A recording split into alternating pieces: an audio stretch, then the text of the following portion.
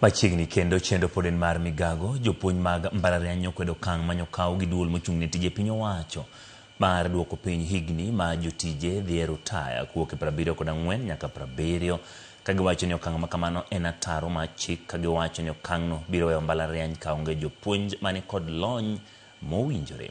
Jopuonjgo koro dwaro mondo piny owacho kalo kuom migawo mar somo kod od bura mamalo mondo mi osund duol mochung'ne jotije piny owacho mondo kik ketie tim paro makama. Giwacho ni thuolo magikawo mar chopo e ngadho mar bedo ngire en thuolo malach, kendo thoro kawo thuolo magi ka bende gimedo ni mbalariany mathoth oyiengore kuom jopuonj ma hikgi osehingo 70.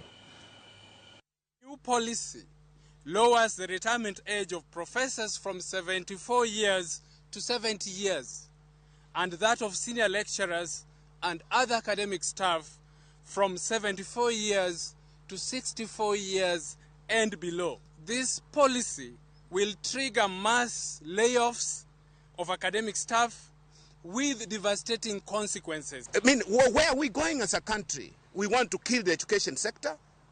There are programs that cannot peak.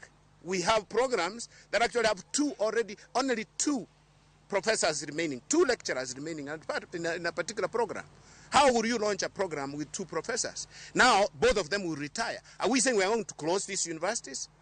Government must take action. All these people here are PhD holders. They can tell you how long they have taken to get their PhDs.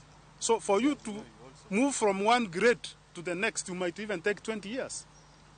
So we call upon Public Service Commission to get back into their books and understand how university systems work.